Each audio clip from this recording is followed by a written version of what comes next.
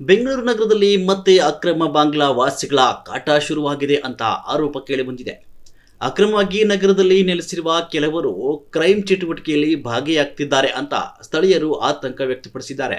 ಅಮೀನ್ ಅನ್ನೋನು ಇವನು ಹೇಳ್ತಾ ಇರೋದು, ಇವನು ಕೂಡ ಬಾಂಗ್ಲಾದೇಶವ್ರು ಎಲ್ಲರಿಗೂ ಕರ್ಸ್ಕೊಂಡ್ಬಿಟ್ಟು ಫೇಕ್ ಆಧಾರ್ ಕಾರ್ಡು ಯಮೀನ್ ಅಂತ ಅವನು ಮಾಡ್ತಾ ಇದ್ದಂತೆ. ಯಮೀನ್ಗೂ ನಾನು ಇವತ್ತು ಫೋನ್ ಮಾಡಿದ್ದೆ. ಯಮೀನ್ ಕೂಡ ಇಲ್ಲೇ ಬೆಂಗಳೂರಲ್ಲಿ ಇರೋದು. ಇದು ಆಲ್ರೆಡಿ ಚರ್ಚೆ ಆಗಿತ್ತು. ಸ್ವಲ್ಪ ದಿವಸ ಹಿಂದೆನೇ ಇಬ್ಬರು ಬಾಂಗ್ಲಾದೇಶವರು ಯಾಮೀನನ್ನು ಕರ್ಕೊಂಡ್ಬಂದು ನಮಗೆಲ್ಲ ಆಧಾರ್ ಕಾರ್ಡ್ಸ್ ಎಲ್ಲ ಡಾಕ್ಯುಮೆಂಟ್ಸ್ ಯಾಮೀನೇ ಮಾಡಿಕೊಡೋದಂತ. ಯಾಮೀನ್ ಮೇಲೆ ಇಷ್ಟೊಂದು ಅಪಾದನೆ ಇದೆ. ನಮ್ಮ ಡಿಪಾರ್ಟ್ಮೆಂಟ್ ಅವ್ರಿಗೆ ಇದೆಲ್ಲ ಗೊತ್ತು. ಆದರೂ ಯಾಕೆ ನೀವು ಯಾಮೀನನ್ನ ಅರೆಸ್ಟ್ ಮಾಡ್ತಾ ಇಲ್ಲ? ಇವ್ರು यामीन कितना पैसा लिया तुमसे आधार कार्ड बनाने के लिए? तब अभी याद नहीं।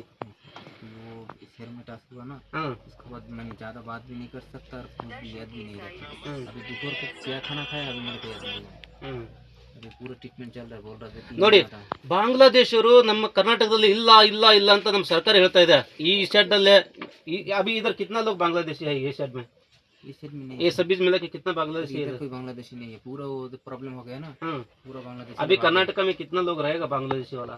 सर वो मीटू कौन है उधर? तुम्हारा बेगूर में था ना, मीटू कौन है वो?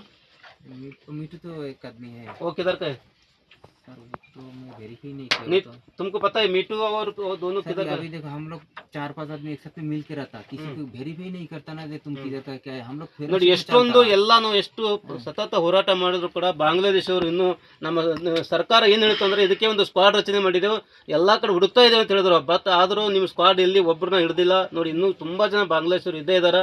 ಇವರು ದೇವಸ್ಥಾನ ಕಳ್ಳತನ ಮಾಡೋದು, ಮತ್ತೆ ಚಿಕ್ಕ ಚಿಕ್ಕ ಮಕ್ಕಳನ್ನ ಕಿಡ್ನಾಪ್ ಮಾಡೋದು, ಆಮೇಲೆ ಬೇರೆ ಬೇರೆ ಇಲ್ಲಿಗಲ್ ಚಟುವಟಿಕೆಯಲ್ಲಿ ಭಾಗವಹಿಸಿದ್ದಾರೆ ಅಂತ ಹುಡುಗರು ಕೂಡ ಹೇಳ್ತಾ ಇದ್ದಾರೆ.